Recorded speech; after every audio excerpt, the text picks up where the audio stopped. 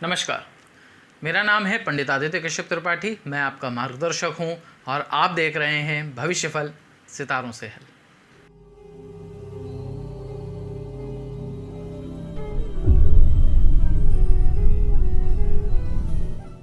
हमारा आज का जो विषय है वो है मंत्रों का उच्चारण एवं जप।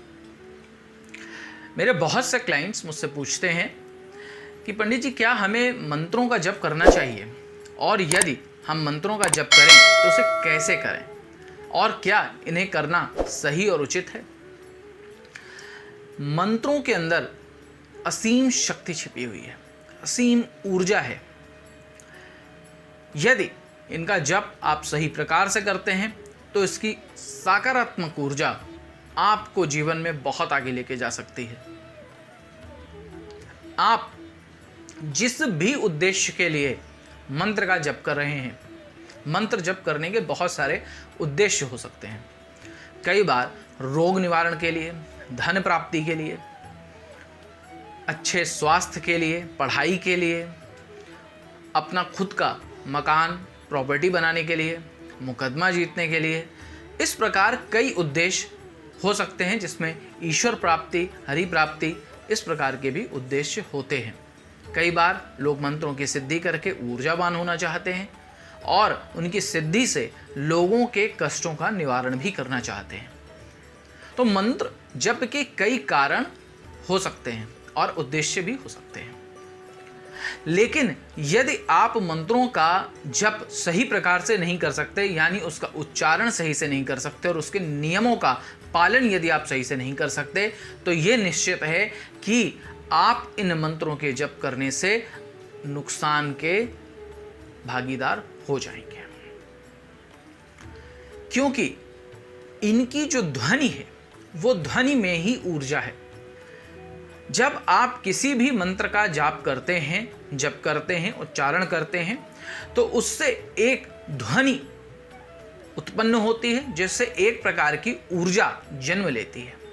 इस ब्रह्मांड में बहुत सारी ऊर्जा मौजूद है और उस ऊर्जा को हम अपने तक बुलाने के लिए, अपने अंदर उसे समाहित करने के लिए मंत्रों का उच्चारण और जप करते हैं। लेकिन यदि इस मंत्र का जाप या उच्चारण गलत प्रकार से किया जाए तो उसका असर भी गलत होगा और गलत प्रकार की ऊर्जा को आप इनवाइट करेंगे और उसे बुला करके आप अपना ही नुकसान करेंगे। कुछ बहुत आसान से मंत्र होते हैं जिनका आप नियमित रूप से अपने जीवन में जाप करके लाभ ले सकते हैं, जैसे ओम नमः शिवाय, ओम नमो भगवते वासुदेवाय।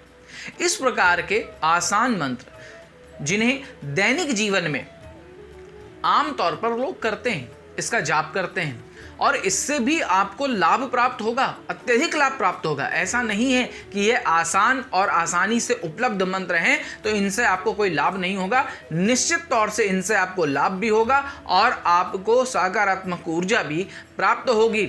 और इन मंत्रों का जब भी यदि आप किसी उद्देश्य या संकल्प से करते हैं तो आपको उसकी प्राप्ति भी होगी। ये मंत्र ईश्वर से, भगवान से आपका एक डायरेक्ट कनेक्शन क्रिएट करते हैं। बहुत सारे लोगों को मैंने देखा है कि वो गायत्री मंत्र का जाप करते हैं, महामृत्युंजय मंत्र का भी जाप करते हैं। लेकिन आपको ये मालूम होना बहुत आवश्यक है कि यदि गुरु से सीखे बिना, और इन मंत्रों के अपने नियम हैं कि इनका किस प्रकार से जाप करना है, कैसे प्रारंभ करना है, कैसे अंत करना है, किस समय जाप करना है, किस तरीके से जाप करना है, कितना जाप करना है, इसका सही उच्चारण क्या है, ये आप किसी गुरु से प्राप्त करके ही कर सकते हैं। यानी गुरु से शिक्षा दीक्षा लेने के पश्चात ही इस मंत्र का यदि आप जाप करेंगे तो आपको लाभ प्राप्त होगा, अन्यथा इससे कोई भी प्रकार का लाभ आपको प्राप्त नहीं होगा, बल्कि नुकसान होगा। बहुत सारे लोग हमारे पास आते हैं, बोलते हैं कि पंडित जी, हम तो 1-1.5 घंटे 2 घंटे पूजा करते हैं, बहुत सारे मंत्र पढ़ते हैं, श्लोक पढ़ते हैं, स्तोत्र पढ़ते हैं, लेकिन भगवान को न जाने क्या नाराजगी है मुझसे, मेरे ऊपर प्रसन्न नहीं होते। तो आपको ये जानकारी पहले भी बहुत बार दी जा चुकी है और मैं आपको एक बार पुनः ये जानकारी दे रहा हूं कि भगवान आपकी भक्ति के भूखे हैं, आपके मंत्र जाप, आपके श्लोक स्तोत्र पढ़ने से वो प्रसन्न नहीं होने वाले, क्योंकि आप गलत तरीके से कर रहे हैं। यदि आप उसे सही प्रकार से कर सकेंगे तो निश्चित तौर से देवता और भगवान आपके ऊपर प्रसन्न होकर अपनी असीम कृपा आपको देंगे। आपको ब्रह्मांड की वो ऊर्जा प्राप्त होगी जिससे आप लाभान्वित हो सकते हैं, आपको फायदा हो सकता है। लेकिन आप कर रहे हैं गलत जाप और सोच रहे हैं कि मुझे लाभ क्यों नहीं हो रहा, मैं दिन पर दिन मुझे नुकसान क्यों होता जा रहा है।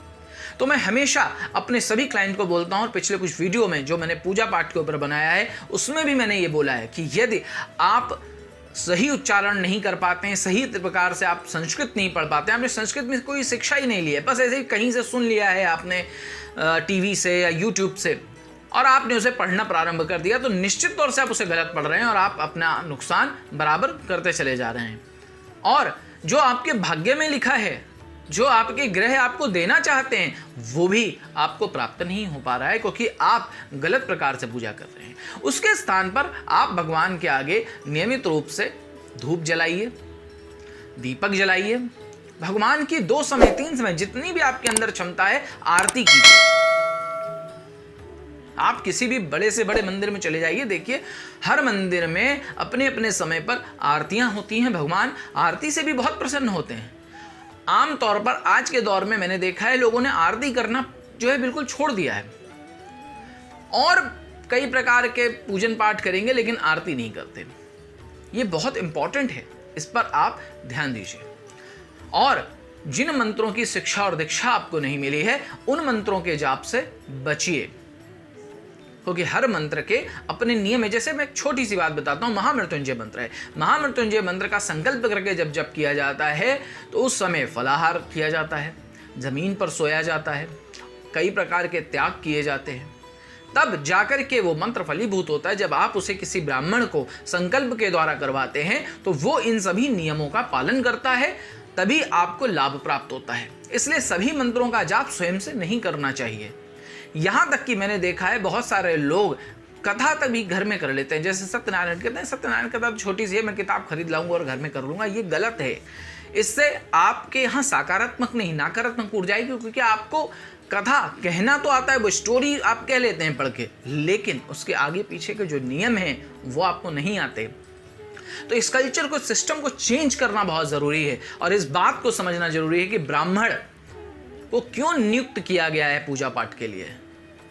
मैं पहले भी कई बार कह चुका हूं कि कंप्यूटर का मैकेनिक कंप्यूटर बनाएगा, आप बनाएंगे खराब कर देंगे। टीवी का मैकेनिक टीवी बनाएगा, आप बनाएंगे खराब कर देंगे। गाड़ी का मैकेनिक गाड़ी बनाएगा।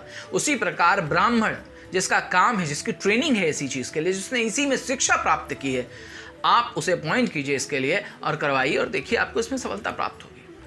तो ओवरऑल मेरे इस वीडियो का जो मीनिंग था, जो मतलब था, वो ये था कि किसी भी प्रकार के मंत्र का यदि आप जाप करते हैं, स्तोत्र या श्लोक का पाठ करते हैं, और यदि आप त्रुटि के साथ कर रहे हैं, बिना शिक्षा दीक्षा के कर रहे हैं, तो ये आपको नुकसान पहुंचा सकता है। इसमें आप सावधानी बरतिए। यदि आपके मन में कोई प्रश्न है तो आप कमेंट बॉक्स में आकर के हमसे पूछ सकते हैं, मैं आपका मार्गदर्शन अवश्य करूंगा। भविष्य पल सितारों से हल की टीम की तरफ से धन्यवाद।